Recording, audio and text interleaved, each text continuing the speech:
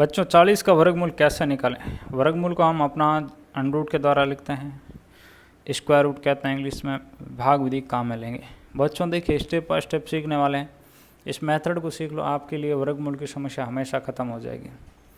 कितना है? 40। 40 के लिए हम 1 से लेकर 9 तक ऐसी कौन सी संख्या लें जिसका खुद के साथ गुणा करने पर 40 से बड़ा ना हो? तो लगाओ दिमाग, ऐसी कौन सी संख्या जिसका खुद के साथ गुणा करने पर हम बिल्कुल 40 के नज़दीक पहुंच जाएं और 40 से बड़ा भी ना हो। जैसे हम 6 गुणा 6 लेते हैं, हमने लगाया दिमाग, कितना गया? 36। देखिए 40 से बड़ा नहीं है और 40 के नज़दीक भी है। अब इसको पक्का करने के लिए कि यही संख्या है जो कि 40 के नज़दीक हमें ले जा सकती है, इससे एक बड़ी संख्या लेकर देख लो। जैसे हमने इससे एक बड़ी संख्या लिया तो 40 से बड़ा आ गया, तो हमें बड़ा तो चाहिए नहीं, मतलब ये पक्का हो गया कि यही संख्या है।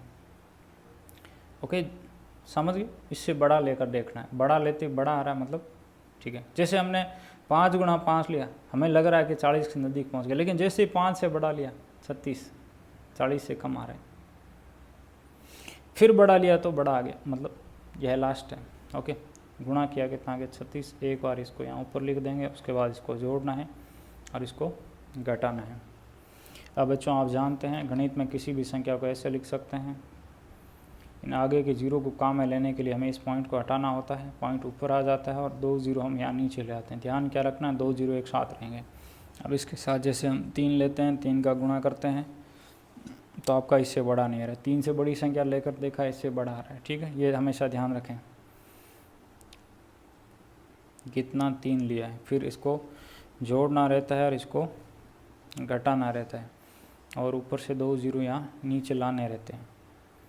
ठीक है, अब इसके साथ जैसे हम 3 लेते हैं, 3 का गुणा करते हैं, इससे बड़ा आ गया, लेकिन 2 लिया, 2 का गुणा किया 4 12, एक रेच लग गया 5, इससे बड़ा नहीं। किसको लिया हमने? 2 को। फिर वही घटाना रहता है, जोड़ना होता है।